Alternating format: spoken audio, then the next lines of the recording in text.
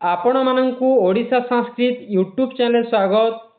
पूर्वरु आमे Odisha city books को आधारित करी सीरीज 1 और सीरीज 2 रे संस्कृत शिक्षण रो क्वेश्चन डिस्कशन करथिला।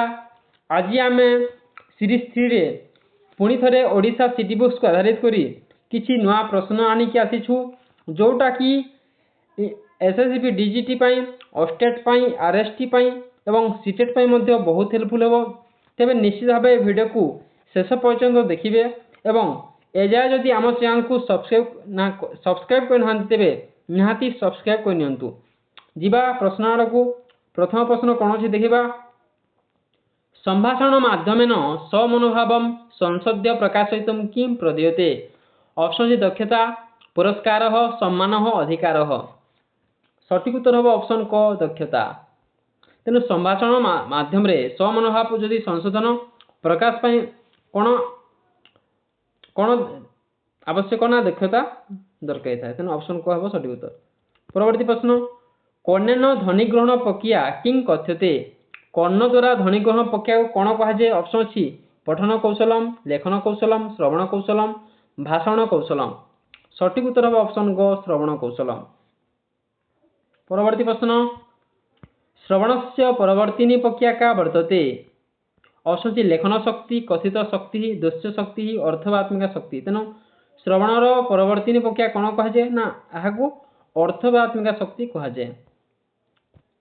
परवर्ती प्रश्न, श्रवण कार्य विफलम चेत कस्याध्यापन से मूल्यांकन होती।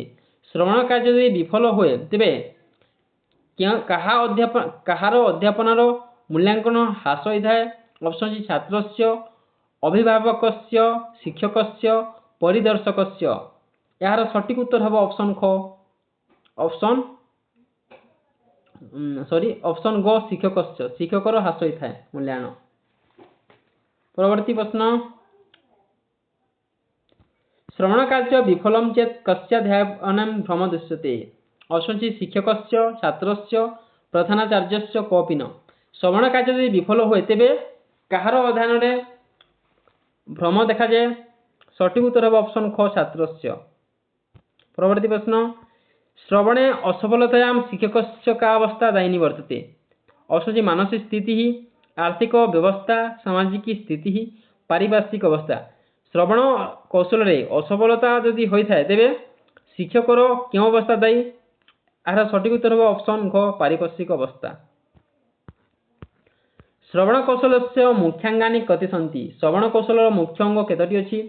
Option C 1, 3, 2, 4। यार सठिक उत्तर हम ऑप्शन ग 2। तेणु श्रवण कौशल दुईटी अंग अच्छी से कौटा गोटे है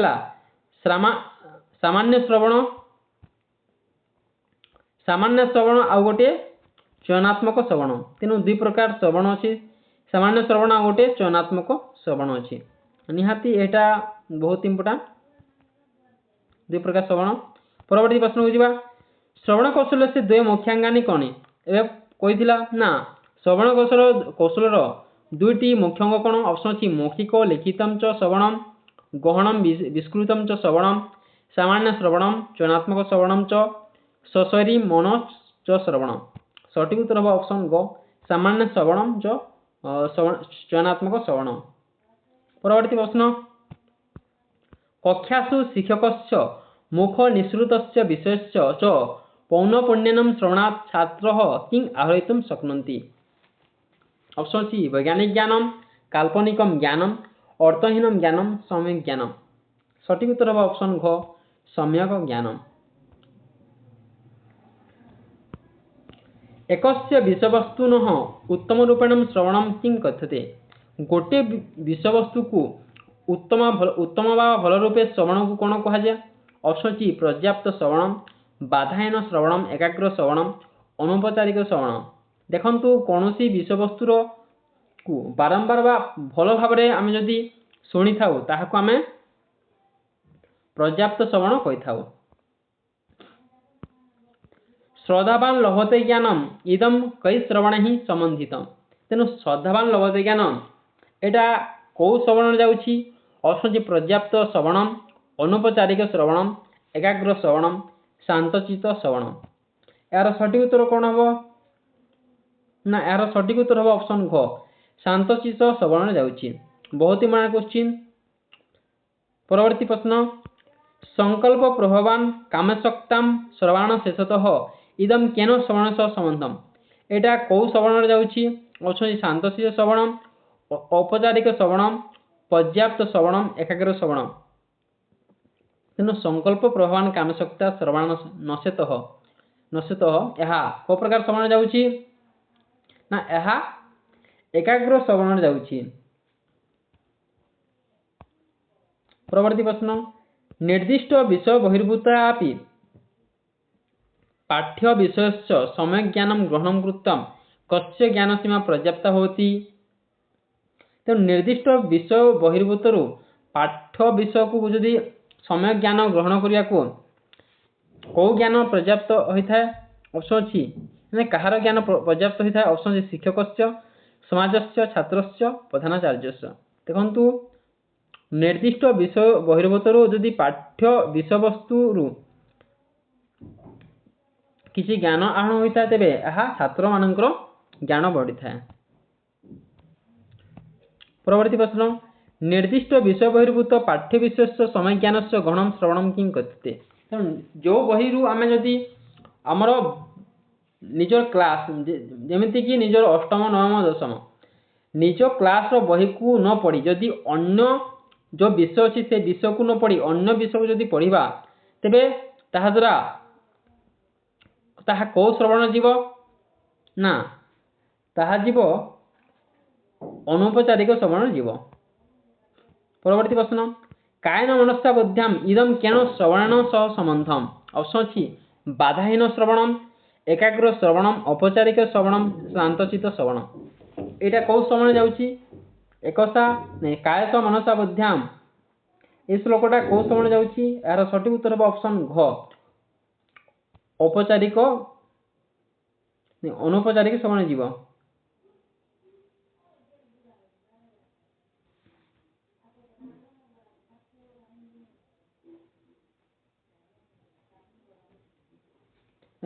ଏହା ବାଧାହୀନ ଶ୍ରବଣ ଯିବ।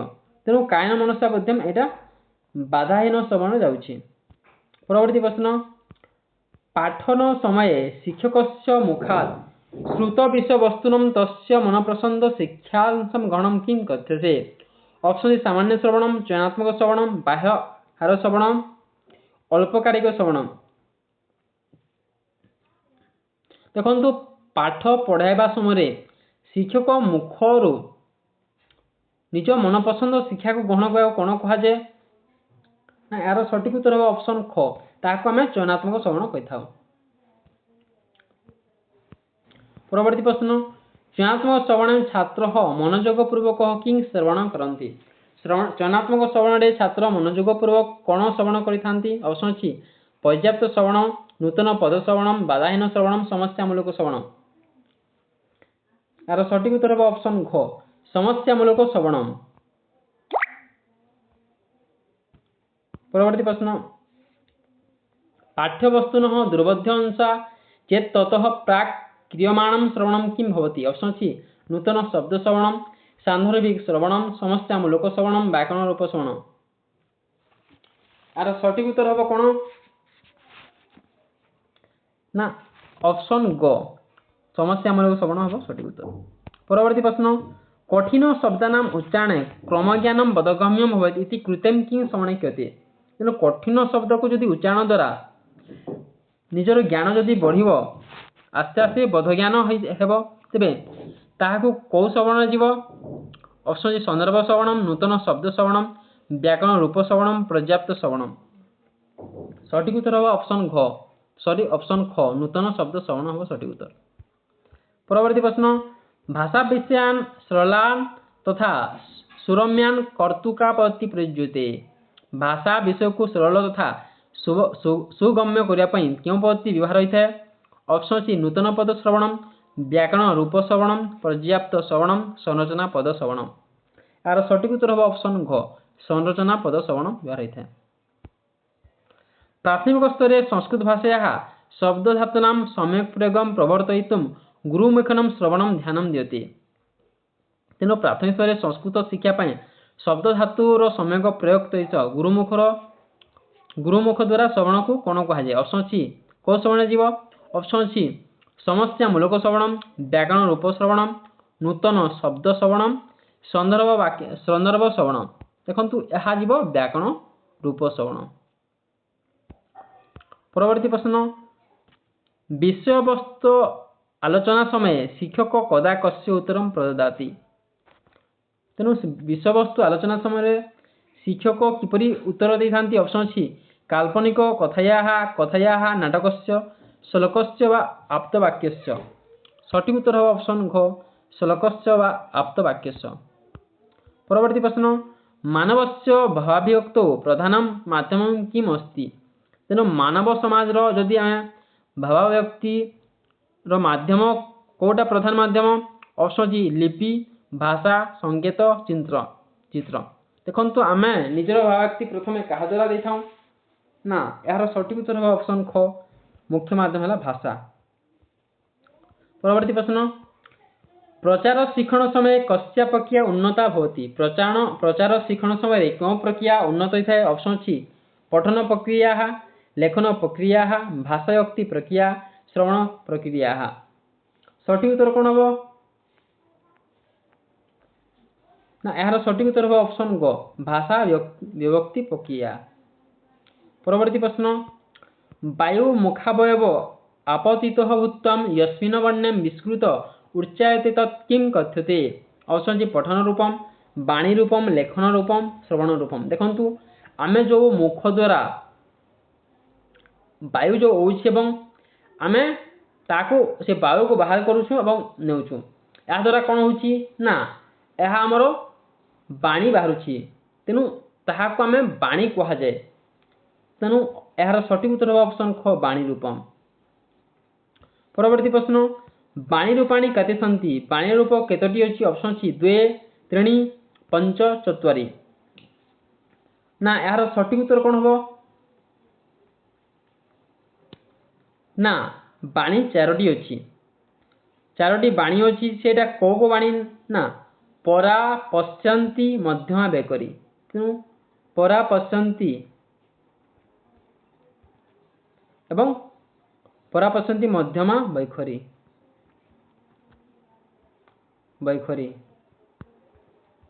एमिति 4टी वाणी अछि।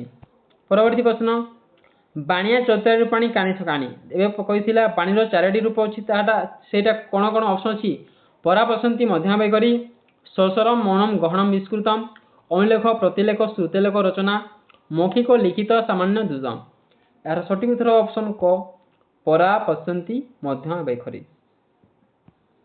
परवर्ती प्रश्न ब्रह्मस्वरूपम धारयन्ती बाक् का अस्ति तेणु ब्रह्मस्वरूप को धारित करुवा को बाघ बा को वाणी ऑप्शन सी पश्यन्ति बाघ मध्यम बाघ परा बाघ बैखरी बाघ सठिक उत्तर ऑप्शन ग परा बाघ बा परा वाणी तेणु ए परा वाणी होची मूलधारा बा आरंभ वाणी एवं यार ब्रह्म रूप को ब्रह्मर स्वरूप ए वाणी।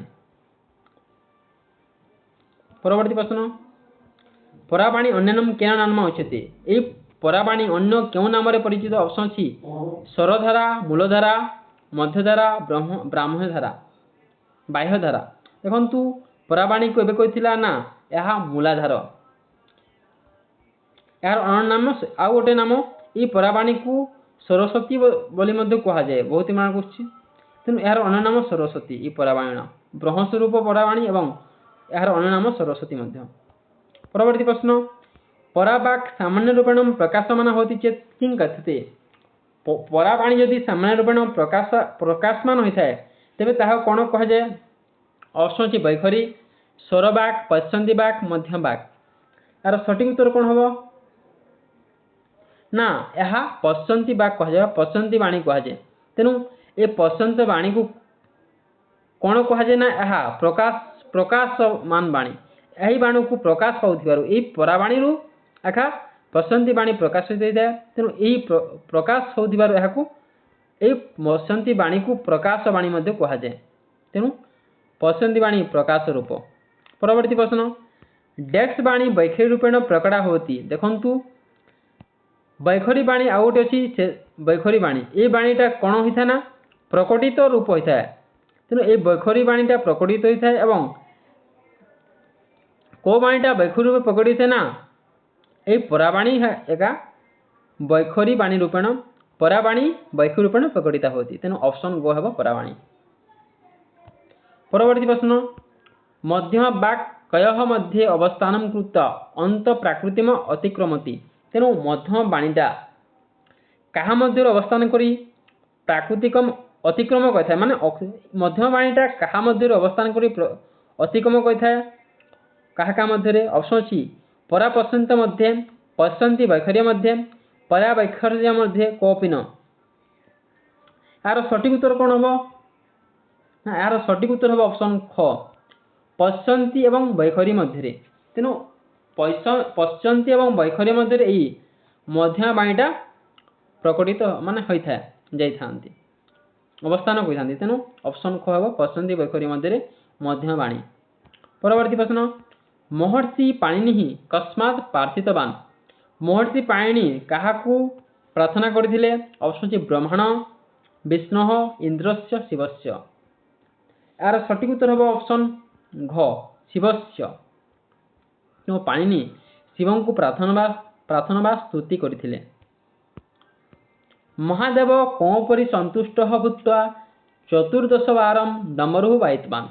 महादेव शिव कहा उपरे संतुष्ट होई 14 बार वा चतुर्दश बारम डमरू बजाइथिले ऑप्शन सी कालिदासम पाणिनि वाल्मीकि वेदव्यासन। सठिक उत्तर हम पाणिनि एवं यही चतुर्दश जो डमरू वादन करथिले एथिरु 14टा स्वर बाहर आइथिला। तेणु ए 14टा वर्ण को नहीं एखा पाणिनि को माहेश्वर सूत्र जहाँ कहे ताहा बाहर करथिले। परवर्ती प्रश्न अच्छी माहेश्वर सूत्राणाम संख्या कति अस्ति। वर्तमान कहिथिला माहेश्वर सूत्र केतोटी अछि ऑप्शन अछि 12टी 16टी 10टी एवं 14टी। सठिक उत्तर हम 14टी। परवर्ती प्रश्न माहेश्वर सूत्रानुसार स्वरवर्ण संख्या कति अस्ति। माहेश्वर सूत्र हिसाब रे स्वरवर्ण संख्या केतोटी ऑप्शन अछि 9टी 12टी 5टी 8टी। सठिक उत्तर कौन हम ना सठिक उत्तर हम ऑप्शन क 9टी बाणी सॉरी 9टी संख्या माहेश्वर सूत्र अनुसार स्वरवर्ण संख्या 9टी। परवर्ती प्रश्न माहेश्वर सूत्रानुसार व्यंजन वर्ण संख्या कति अस्ति। माहेश्वर सूत्र हिसाब रे व्यंजन वर्ण संख्या केतोटी ऑप्शन अछि 30टी 25टी 35टी एवं 40टी। केतोटी व्यंजन अच्छी माहेश्वर सूत्र हिसाब रे सठिक उत्तर हम 15टी सॉरी 25टी 15टी 25टी व्यंजन वर्ण। परवर्ती प्रश्न ओडिया भाषायाः मुख्यतः कति वर्णा गृह्यन्ते। ऑप्शन 60टी नहीं सॉरी 80टी 75टी 90टी एवं 49टी। ओडिया भाषा रे केतोटी अछि सठिक उत्तर ऑप्शन 49टी। परवर्ती प्रश्न वर्णभेद कस्य आधारे वर्तते। वर्णभेद कहार आधार ऑप्शन अछि वर्णस्य कारण वर्णस्य वर्णेन वर्णस्य महान उच्चारण द्वारा वर्णस्य स्थानेन।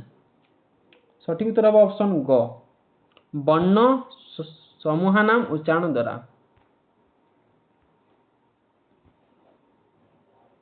परवर्ती प्रश्न वर्णभेद कति सन्ति। वर्णभेद केतोटी अछि ऑप्शन अछि 9टी 5टी 3टी 7टी। सठिक उत्तर हम 5टी। परवर्ती प्रश्न स्वरभेद किए सन्ति। स्वरभेद केतोटी अछि ऑप्शन अछि कौन कौन ऑप्शन अछि कंठ ताल मूर्धा पिबार संबार श्वास उद्देश्यम विधेयम कर्ता हर्ष दीर्घ प्लुतः। सठिक उत्तर हम ऑप्शन घ हर्ष दीर्घ प्लुतः। तेणु स्वरभेद 3टी अच्छी जोटा कि हर्ष दीर्घ प्लुतः। परवर्ती प्रश्न एकमात्र काल कस्य अस्ति। एकमात्र काल कौटा ऑप्शन अछि दीर्घस्य प्लुतस्य हर्षस्य सर्वेषां तेणु एकमात्रकार है हर्षस्य। परवर्ती प्रश्न द्विमात्र काल कस्य अस्ति द्विमात्र काल कହାର ऑप्शन सी प्लुतस्य हर्षस्य दीर्घस्य कोऽपि न सठिक उत्तर हो ऑप्शन ग दीर्घस्य। परवर्ती प्रश्न त्रिमात्र काल कस्य अस्ति तीनटी मात्रा काल कହାର ऑप्शन सी हर्षस्य दीर्घस्य उभयम ए तथा बी प्लुतस्य सठिक उत्तर हो ऑप्शन घ उभयम। तेणु त्रिमात्र काल सॉरी घ प्लुतस्य ऑप्शन घ है सठिक उत्तर। परवर्ती प्रश्न बाह्य प्रयत्नात् वर्णा भेदा कति प्रकार सन्ति ऑप्शन सी कंठ तालु मूर्धादंत हर्ष दीर्घ प्लुत विबार संबार श्वास नाद घोष अघोष अल्प प्राण महाप्राण एवं घरे अच्छी मौखिकम लिखितम पठनम श्रवण। तेणु बाह्य प्रयत्न वर्णभेद केते प्रकार अच्छी एवं कौन कौन यार सठिक उत्तर ऑप्शन ग विबार संबार श्वास नाद घास अघोष अल्प प्राण महाप्राण। परवर्ती प्रश्न संभाषण व्यास कति भाग सन्ति संभाषण व्यास केतोटी भाग अच्छी ऑप्शन सी त्रीणि द्वे एकम चत्वारि सठिक उत्तर हम ऑप्शन ख द्वे। संभाषण व्यास प्रकार हो कौ संभाषण व्यास कौ कौन कौन ऑप्शन अच्छी मौखिकम लिखितम च संघटनम गहनम विस्कुच संघटनम सशरी मनम च संघटनम व्याकरणधारित सान्दर्भिक च सठिक उत्तर हम ऑप्शन घ व्याकरणधारितम एवं सान्दर्भिक संरचना। संभाषण व्यास दुईटी प्रकार जोटा कि व्याकरणधारित संरचना एवं सॉरी व्याकरणधारित एवं सान्दर्भिक च संरचना। परवर्ती प्रश्न शब्द रूपम धातु रूपम तद्धित कृदंतम नियमानाम आधारणम क प्रयोज्यते। तेणु शब्द रूप धातु रूप तद्धित कृदंत यही नियम को आधार करी प्रयोग को कौन कहा जाए ऑप्शन सी सामर्थ्यिकी संघटना सामान्य संघटना द्रुत संघटना व्याकरणधारित संघटना सॉरी संघटना लिखे संरचना हो यार सठिक उत्तर हम ऑप्शन घ व्याकरणधारित संघटना व संरचना। परवर्ती प्रश्न एक शब्द सुप्रयुक्त समय ज्ञात इदम कया संघटना संबंधित ऑप्शन सी गहन संघटना व्याकरणाधारित संघटना सामर्थ्यिक संघटना विस्कृत संघटना सठिक उत्तर कौन हम ना यार सठिक उत्तर हम ऑप्शन ख व्याकरणधारित संघटना। परवर्ती एवं आज सीरीज रो शेष प्रश्न कौन अच्छी देखा शेष प्रश्न अच्छी काव्य नाटकादि पठन रसनाभूति परिप्रकाशन सह हार्दिकम किम उपलभ्यते ऑप्शन सी क्रोधवेग भाववेग भयवेग उत्तेजना कौन हम सठिक उत्तर। तेणु काव्य नाटक आदि जो रसनाभूति परिप्रकाश को कौन कह जाए क्या द्वारा उपलब्ध होता है ना ताहा आम भाववेग प्रकाश होता है ऑप्शन को हम सठिक उत्तर। तो आज आम 50टी एमसीक्यू प्रैक्टिस करा जोटा कि ओडिशा सिटी बुक्स को आधारित थिला यह निहाती आपण मानक पई बहुत हेल्पफुल हेतिबो। ते वीडियो एटी शेष करिबा ता पूर्व आमे गोटे प्रश्न पचारिबा एवं से प्रश्न उत्तर आपण निजर कमेंट माध्यम रे देबे। प्रश्न हला पुरी सदाशिव रे केबे